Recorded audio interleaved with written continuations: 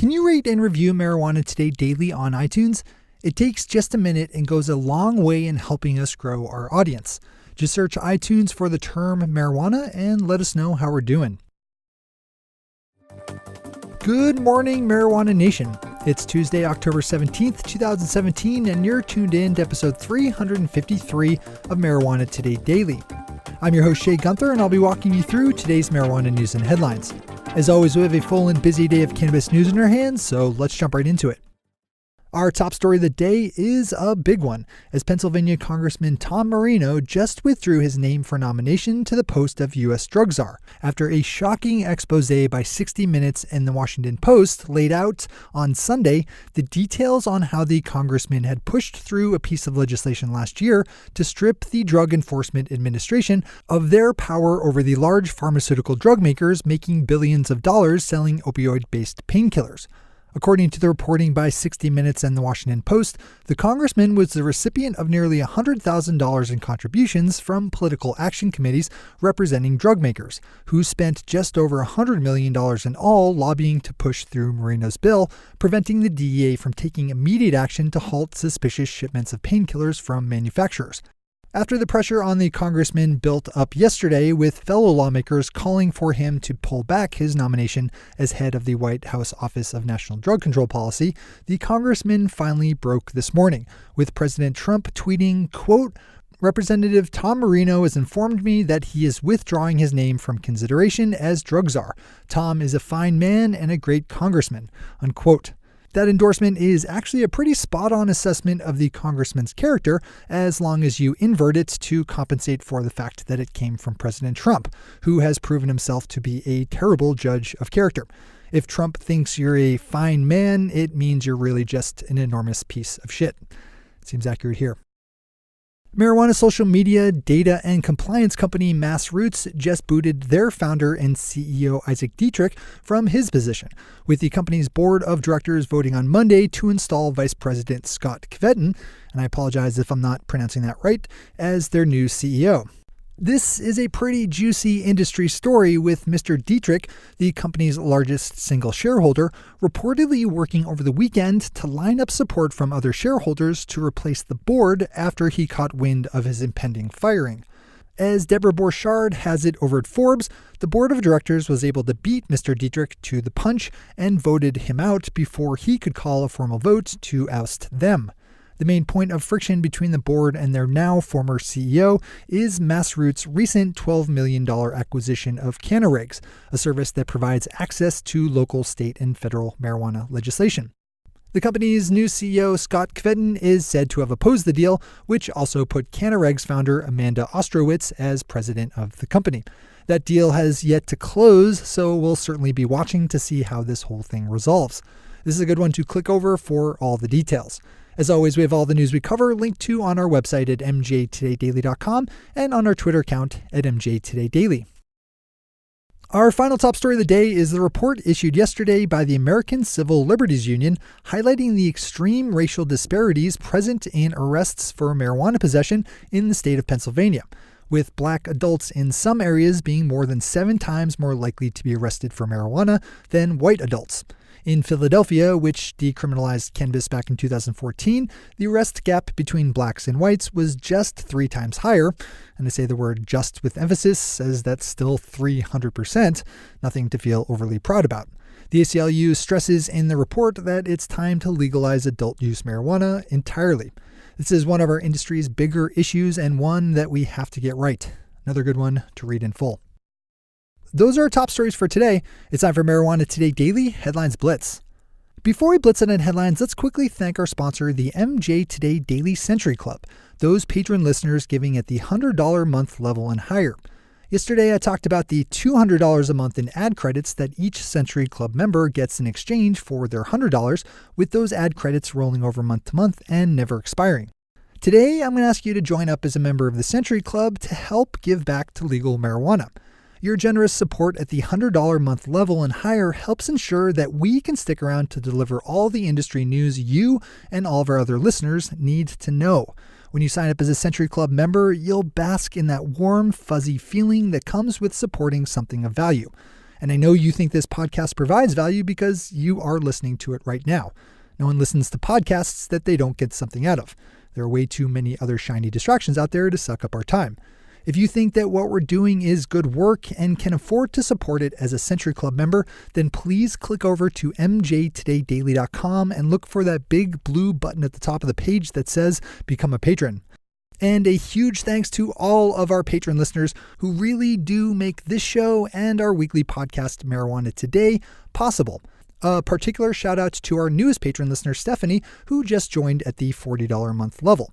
Big thanks to Stephanie. Once again, to sign up as a member of the Century Club or any other level of support, just open up mjtodaydaily.com and find that big blue button at the top of the page that says, Become a Patron. Become a patron.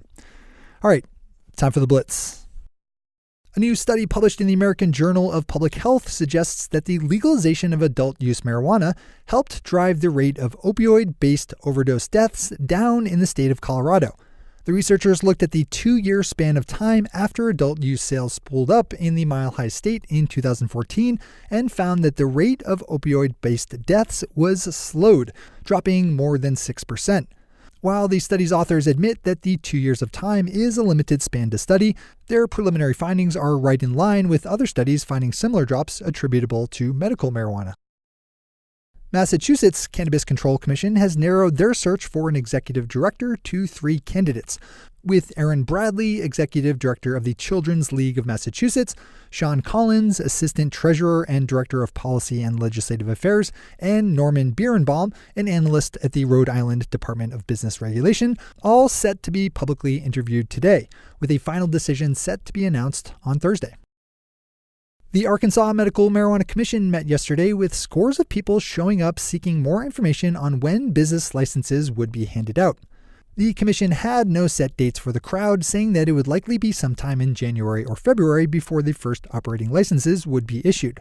The commission also voted to return the application fee of any applicant who failed to make it through the process, with those losing out in the final stages getting half of their fees back. The commission will meet again on December 1st. Alan Brockstein over at New Cannabis Ventures picked up on the story of the Toronto Stock Exchange's announcement that they would soon start cracking down on Canadian companies listing on their exchange that do any kind of business with US-based marijuana companies, given that the federal policy on the US side still holds cannabis to be an illegal controlled substance.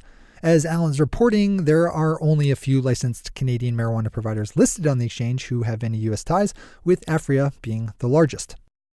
Marijuana Business Daily's chart of the week lays out the appetite for expansion seen across the legal cannabis industry, with writer Eli McVeigh dipping into their survey of legal marijuana industry business owners to find that on average, 42% of legal marijuana businesses have plans to expand into new legal state markets within the next year.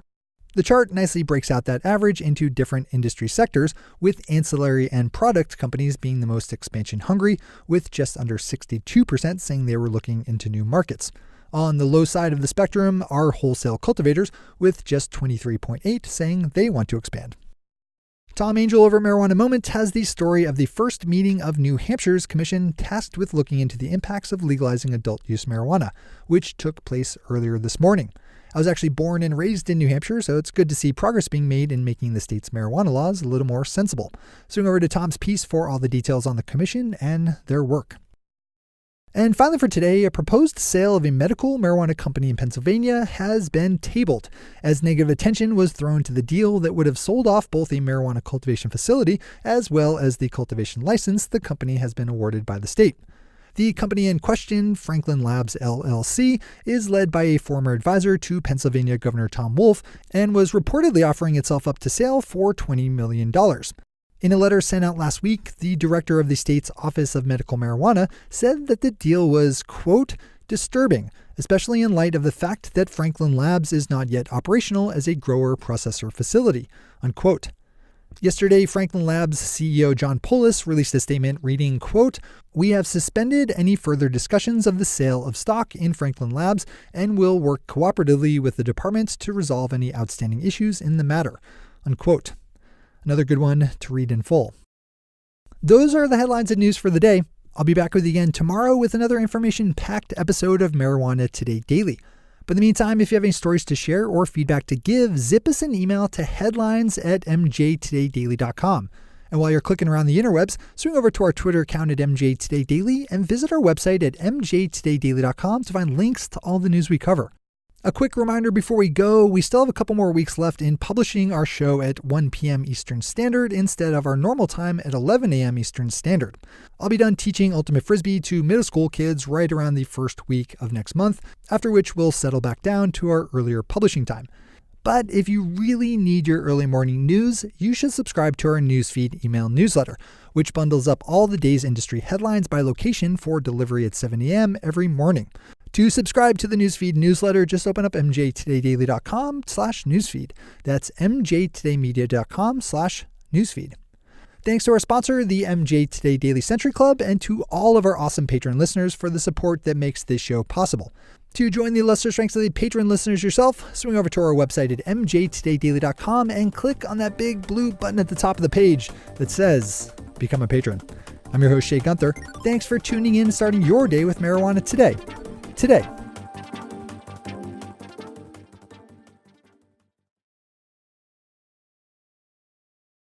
One take, Shay. One take.